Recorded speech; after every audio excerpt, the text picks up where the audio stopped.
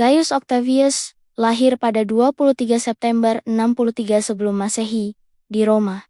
Ia berasal dari keluarga biasa-biasa saja, tidak seperti Julius Caesar yang berasal dari gens Julia yang tua dan terhormat. Namun, Octavius punya hubungan darah dengan Julius Caesar lewat ibunya, Atia, yang merupakan keponakan Caesar. Masa mudanya tidak menonjol, ia sering sakit-sakitan, pendiam, dan tidak terlihat seperti calon pemimpin besar. Tetapi takdir berkata lain. Saat Julius Caesar terbunuh pada tahun 44 sebelum Masehi, Octavius baru berusia 18 tahun. Banyak orang tidak menganggap serius anak muda itu. Namun ternyata, Caesar dalam wasiatnya mengangkat Octavius sebagai anak angkat sekaligus pewaris politiknya. Dalam sekejap, remaja kurus dan pendiam itu menjadi pusat perhatian seluruh Roma.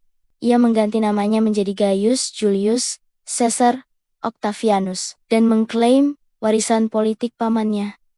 Roma saat itu kacau. Para pembunuh Caesar, termasuk Brutus dan Caesius, mencoba menguasai republik. Di sisi lain, para pendukung Caesar berebut kekuasaan. Octavianus, dengan kecerdikan luar biasa, membentuk aliansi dengan dua orang kuat, Marcus Antonius, sahabat sekaligus Jenderal Julius Caesar, dan Marcus Lepidus, seorang politisi berpengaruh. Aliansi ini dikenal sebagai Triumvirat kedua.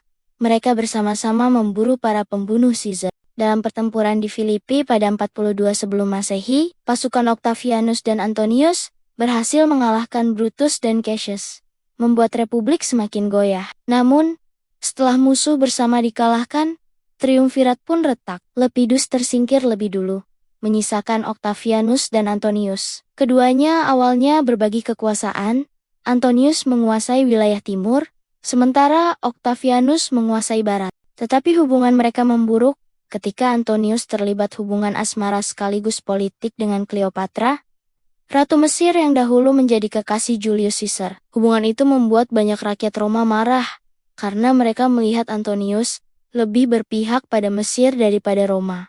Octavianus memanfaatkan situasi ini. Ia melancarkan propaganda bahwa Antonius sudah mengkhianati Roma demi Cleopatra. Ketegangan akhirnya pecah menjadi perang terbuka. Pertempuran besar terjadi pada PUN 71 sebelum Masehi di Actium, Yunani. Armada Octavianus yang dipimpin jenderal andalannya Agrippa berhasil menghancurkan pasukan laut Antonius dan Cleopatra. Kekalahan itu membuat Antonius dan Cleopatra mundur ke Mesir, di mana mereka akhirnya bunuh diri. Dengan itu, Octavianus menjadi penguasa tunggal seluruh wilayah Romawi.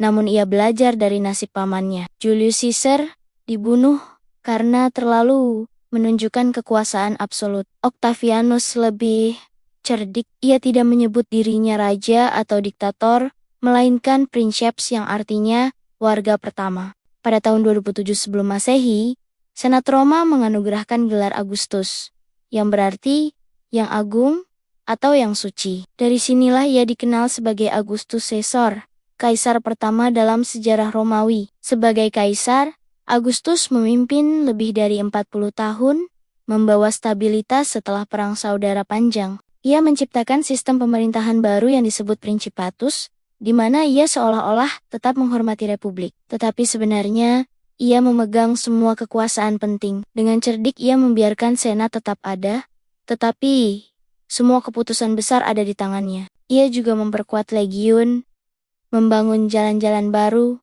mengatur sistem pajak, dan mendirikan lembaga-lembaga birokrasi yang membuat pemerintahan lebih rapi. Masa pemerintahannya dikenal sebagai Pax Romana, kedamaian Romawi. Selama sekitar 2 abad setelahnya, kekaisaran relatif damai dan makmur, dengan perdagangan berkembang pesat dari Inggris hingga Mesir, dari Spanyol hingga Suriah. Augustus juga menjadi patron seni dan sastra. Penyair-penyair besar seperti Virgil, Horace, dan Ovid hidup di masanya, menulis karya-karya yang masih dikenang hingga sekarang. Kehidupan pribadinya juga penuh drama. Ia menikah dengan Livia Drusilla, seorang wanita bangsawan yang cerdas dan ambisius. Livia menjadi salah satu wanita paling berpengaruh di Roma, dan keturunannya kelak melahirkan dinasti Julio-Claudian. Augustus sendiri tidak memiliki putra kandung yang mewarisi tahta, tetapi ia mengatur suksesi dengan cermat. Setelah kematiannya pada 14 Masehi, ia digantikan oleh Tiberius, anak dari Livia. Augustus dihormati sebagai dewa setelah kematiannya.